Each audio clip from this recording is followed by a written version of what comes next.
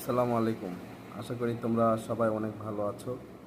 আমিও অনেক ভালো আছি। আজকে যে টপিকটা নিয়ে কথা বলতে চাচ্ছি সেটা হচ্ছে পড়া মনে রাখা যায় না এবং পড়াটা কিভাবে মনে রাখতে পারবো। সবচেয়ে বড় কথা, তোমাদের পড়তে গেলে একটু ধৈর্য ধরতে হবে, ধৈর্য ধরে পড়তে হবে। কারণ ধৈর্য ছাড়া তুমি পড়াশোনা করতে পারবে না, এটা প্রথম কথা। আর সেকেন্ডটা হচ্ছে যে যখন তুমি কোনো কিছু পড়ছো, পড়ার পরে দেখা যাচ্ছে যে তুমি সেটা মনে রাখতে পারতেছো না বা মনে থাকছে না, সে কাজ সে তার কারণটা হচ্ছে তুমি সেটা মনোযোগ সহকারে না পড়ে শুধু চোখ দিয়ে রিভাইজ দিচ্ছ, চোখ দিয়ে পড়ছো, যে কারণে তোমার ব্রেনটা সেটা নিচ্ছে না। আর নিলেও কয়েক সেকেন্ড বা কয়েক মিনিটের জন্য বা কয়েক ঘন্টার জন্য নিচ্ছে। তুমি যদি কোনো কিছু মনে রাখতে চাও বা বা সেটা যদি লং টাইম ধরে রাখতে চাও, তোমাকে যে কাজটা করতে হবে সেটা হচ্ছে যেই বিষয়গুলো তোমাদের মনে থাকে না বা মনে থাকছে না, সেই বিষয়গুলো খাতার উপর লিখে ফেলতে হবে এবং লিখে ফেলার পরে সেটা চোখের সামনে রাখতে হবে।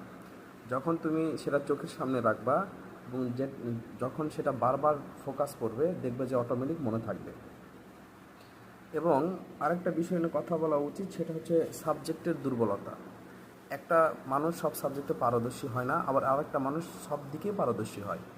যদি সব দিকে পারদর্শী না হইতো তাহলে 1300-র মধ্যে 1260, 1285 পাইতো না।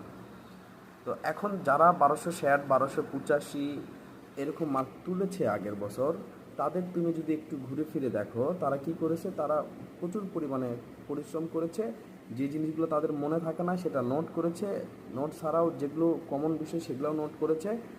কারণ হচ্ছে তাদের টার্গেটটা ছিল তারা হচ্ছে ভালো রেজাল্ট করবে এবং ভালো একটা মার্ক নিয়ে আসবে।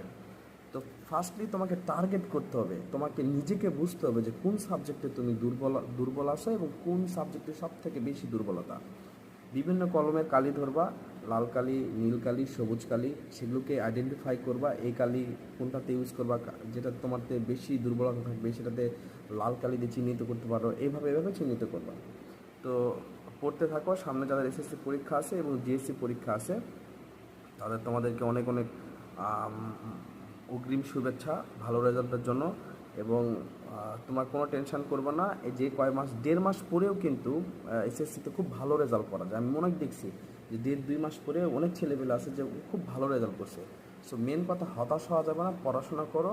কারণ একটা শুধু সাদা কাগজের উপর তোমার জীবনটা, লাইফটা বিদ্যমান থাকবে। তো আজকে এই পর্যন্তই। আমার চ্যানেলটা সাবস্ক্রাইব করে রাখো। নেক্সট কোনো ভিডিওতে আসবো এবং আমরা প্রত্যেকটা ক্লাস চেষ্টা করব লাইভ করার।